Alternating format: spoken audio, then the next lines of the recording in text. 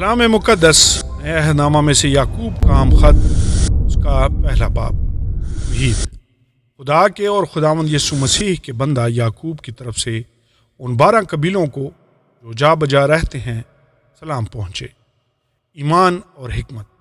اے میرے بھائیو، جب تم طرح طرح کی آزمائشوں میں پڑو تو اس کو یہ جان کر کمال خوشی کی بات سمجھنا کہ تمہارے ایمان کی آزمائش صبر پیدا کرتی ہے، اور صبر کو اپنا پورا کام کرنے دو تاکہ تم پورے اور کامل ہو جاؤ اور تم میں کسی بات کی کمی نہ رہے۔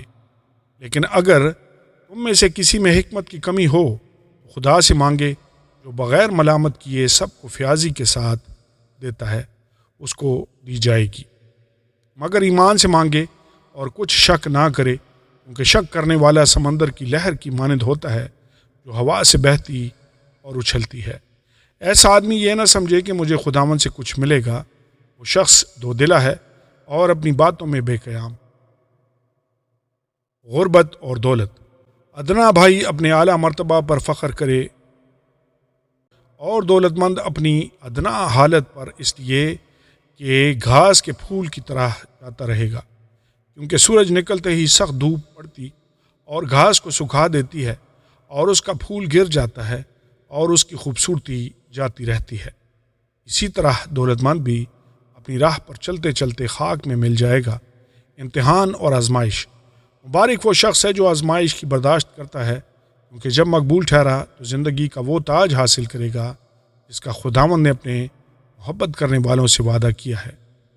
جب کوئی آزمایا جائے تو یہ نہ کہے کہ میری آزمائش خدا کی طرف سے ہوتی ہے، کیونکہ نہ تو خدا بدی سے آزمایا جا سکتا ہے اور نہ وہ کسی کو آزماتا ہے۔ ہاں، ہر شخص اپنی ہی خواہشوں میں کھنچ کر اور پھنس کر آزمایا جاتا ہے، پھر خواہش حاملہ ہو کر گناہ کو جنتی ہے اور گناہ بڑھ چکا موت پیدا کرتا ہے۔ اے میرے پیارے بھائیوں، فریب نہ کھانا۔ ہر اچھی بخشش اور ہر کامل انعام اوپر سے ہے اور نوروں کے باپ کی طرف سے ملتا ہے، جس میں نہ کوئی تبدیلی ہو سکتی ہے، نہ گردش کے سبب سے اس پر سایہ پڑتا ہے۔ اس نے اپنی مرضی سے ہمیں کلام حق کے وسیلہ سے پیدا کیا تاکہ اس کی مخلوقات میں سے ہم ایک طرح کے پہلے پھل ہوں۔ سننا اور عمل کرنا۔ اے میرے پیارے بھائیوں، یہ بات تم جانتے ہو، بس ہر آدمی سننے میں تیز اور بولنے میں دھیرا اور قہر میں دھیما ہو، کیونکہ انسان کا قہر خدا کی راست بازی کا کام نہیں کرتا۔ اس لیے ساری نجاست اور بدی کے فضلہ کو دور کر کے اس کلام کو حلیمی سے قبول کر لو جو دل میں بویا گیا اور تمہاری روحوں کو نجات دے سکتا ہے۔ لیکن کلام پر عمل کرنے والے بنو، نہ محض سننے والے جو اپنے آپ کو دھوکہ دیتے ہیں، کیونکہ جو کوئی کلام کا سننے والا ہو اور اس پر عمل کرنے والا نہ ہو، وہ اس شخص کی مانند ہے جو اپنی قدرتی صورت آئینہ میں دیکھتا ہے، اس لیے کہ وہ اپنے آپ کو دیکھ کر چلا جاتا اور فوراً بھول جاتا ہے کہ میں کیسا تھا۔